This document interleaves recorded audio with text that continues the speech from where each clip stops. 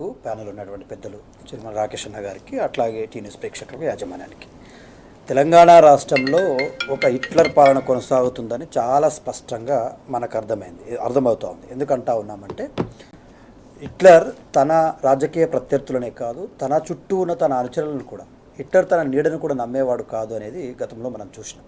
ఈరోజు నయా హిట్లర్ని అని ప్రకటించుకొని, నేను తెలంగాణకు హిట్లర్ని అని ప్రకటించుకున్నటువంటి ముఖ్యమంత్రి గారు హిట్లర్ ప్లస్ తుగ్లక్ ఇద్దరిని వడబోస్తే వచ్చినటువంటి వాడే రేవంత్ రెడ్డి.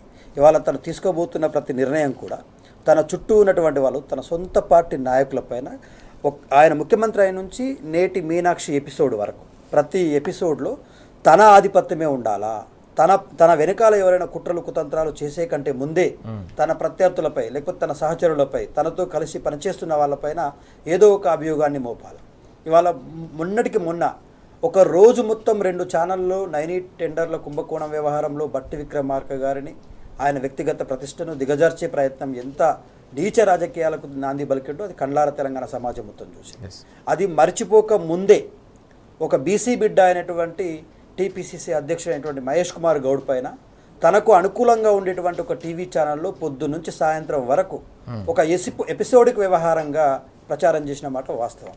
ఈ 2 సంఘటనలు జరిగి వారం 10 రోజులు కాకముందే మళ్ళా కొత్తగా మీనాక్షి నటరాజన్ తన రాజకీయ జీవితంలో ఎక్కడ కూడా చిన్న మరక లేకుండా డికాస్ అయినటువంటి గాంధేయ మార్గంలో పనిచేస్తున్న కాంగ్రెస్ బిడ్డనని ఆ మధ్యప్రదేశ్ ప్రాంతానికి చెందినటువంటి రాజకీయరాలు, ఆమె కాంగ్రెస్ పార్టీ అధిష్టానం ఆయన సేవలను గుర్తించి వాళ్ళ ఈ రాష్ట్రానికి ఇన్ఛార్జిగా ఇస్తే, వీళ్ళ బ్రదర్స్ కావచ్చు, వీళ్ళ అనాయులు కావచ్చు, వీళ్ళ అనుచరులు కావచ్చు, చేస్తున్నటువంటి ప్రతి భూదందాన్ని కావచ్చు, ఆర్థిక లావాదేవీలు కావచ్చు, ప్రభుత్వంలో ఇన్వాల్వ్ కావడం కావచ్చు, అధికారులను ట్రాన్స్ఫర్లు చేయడం కావచ్చు, అనుకూలమైనటువంటి అధికారులను వాళ్ళ చింతలు తీర్చుకోవడం కావచ్చు, ఇవాళ తెలంగాణ రాష్ట్రంలో ఒక రేవంత్ బిగ్ బ్రదర్స్ గ్యాంగ్ చేస్తున్నటువంటి భూ కబ్జాలు కావచ్చు, ఆర్థిక లావాదేవీలు కావచ్చు, వీటిపైన కన్నేసి నిక్కచ్చిగా నివేదికలు తన యొక్క అధిష్టానానికి పంపుతుంది అనేటువంటి అక్కస్సుతోనే ఇవాళ ఆ కేసు పూర్వపరాలు చూస్తే మహబూబ్ నగర్ జిల్లా నారాయణఖేడ్కు సంబంధించినటువంటి ఆ జిల్లా అధ్యక్షుడైనటువంటి శివకుమార్ రెడ్డి గారి పైన ఒక మహిళ, శ్రీలత అనేటువంటి ఒక మహిళ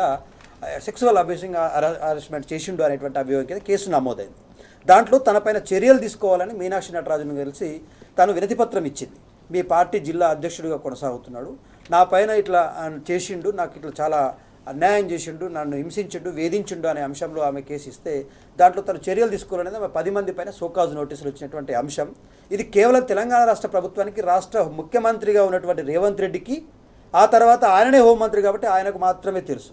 మరి ఇన్ని రోజులు బయటకు రాని మీనాక్షి నటరాజన్ కేసు ఇవాళ తను రాజ్యసభ సభ్యురాలిగా మధ్యప్రదేశ్ నుంచి నామినేషన్ వేస్తున్న సందర్భంలో ఎందుకు బయటకు వచ్చింది? స్వయంగా మధ్యప్రదేశ్ మంత్రి బయటకు వచ్చి उन्होंने कहाँ कर रहा है काम, तेलंगाना में कांग्रेस का व्यवहार देख रहा है, फिर वहाँ से हमारे को समाचार बराबर आया, वो समाचार आया वहाँ केस बुक हो गया बोल के हमारा कैसा मालूम, वहाँ केस रजिस्टर हुआ बोल के हमारा कैसा पता है, वो सब समाचार अपना कांग्रेस पार्टी वालों दे रहे उनके लिए అని చెప్తున్నాడు ఆయన చాలా క్లియర్గా. ఆ కాంగ్రెస్ పార్టీ నాయకులు మాకు సమాచారం ఇచ్చారు. ఆ కాంగ్రెస్ పార్టీ నాయకులు ఎవరో కాంగ్రెస్ అధిష్టానం ఇవాళ బట్టబయలు చేయాల్సిన అవసరం ఉంది. ఇవాళ ఓటుకు నోటు కేసులో దొరికినటువంటి వ్యక్తి. ఇంకొక మాట కూడా మాకు ఇక్కడ అనుమానాలు ఏమొస్తున్నాయంటే రాజు గారు, నరేంద్ర మోడీ గారు ఒక ప్రధాన ప్రభుత్వ అధికారిక వేదిక పైన రేవంత్ రెడ్డి గారికి భాయ్ మేరే చోటే భాయ్ మేరేసే మిల్కే జోడో అన్నాడు, నాతో కలిసి ప్రయాణం చేయు అంటున్నాడు. నాతో కలిసి ప్రయాణం చేస్తే నీకు జరగాల్సిన లాభాలని నేను చేకూరుస్తాను ఇండైరెక్ట్గా ప్రభుత్వ అధికారిక వేదిక పైన దేశ ప్రధాని ఆయనకు ఆఫర్ ఇచ్చిండు. ఆ ఆఫర్లో భాగంగానే మీనాక్షి నటరాజన్ యొక్క సీటు ఇవాళ మధ్యప్రదేశ్లో కోల్పోతే అదే రాష్ట్రంలో బీజేపీకి మరో సీటు పెరుగుతుంది. రాజ్యసభలో బీజేపీ స్థానాల సంఖ్య 2 మధ్యప్రదేశ్ నుంచి ఉంటే 3కు చేరుతుంది. కాబట్టి మీనాక్షి నటరాజన్ని పోటీలో నుంచి తప్పించాలంటే ఈ చోటే బాయ్ బడే బాయ్కి ఎంత సహకరించాలో అంత సహకరిస్తా ఉన్నారు. ఉల్టా చోరు కొత్త వాళ్ళకు దాండా అన్నట్టుగా మళ్ళీ తెలంగాణ రాష్ట్రంలో ఏ మీటింగ్ జరిగినా జిహెచ్ఎంసీల ఎన్నికలు ఉన్నాయి కదా అని చెప్పేసి ఆ కిషన్ రెడ్డి గారి పైన ఒకటే దుమ్మెత్తి పోసే ప్రయత్నం చేస్తాడు.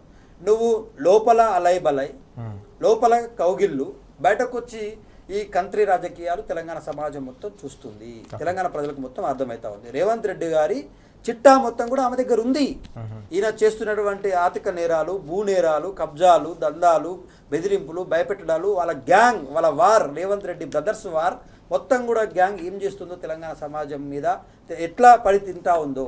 కాంగ్రెస్ పార్టీలో ఉన్న ఒక మంత్రి సో ఏ మంత్రికి ఆ మంత్రి తనే ముఖ్యమంత్రి అన్నట్టుగా ఇవాళ స్వేచ్ఛగా ఆర్థిక లావాదేవీల విషయంలో భూ కబ్జాల విషయంలో జరుగుతున్న వ్యవహారాలని చిట్టబడలు చేసింది ఆమె. సో ఆమె రాజకీయ భవిష్యత్తే లేకుండా చేస్తే నేను చెప్పినట్టు వింటదనేటువంటి ఉద్దేశంలో భాగంగానే ఇవాళ రేవంత్ రెడ్డి జయించిండు అనేటువంటిది జగమెరిగిన సత్యం. అది ఆయనకి ఇట్లాంటివి అన్నీ తెలుసు. చెప్పినా కదా, నేను హిట్లర్ వారసుని ప్రకటించుకున్నాడు.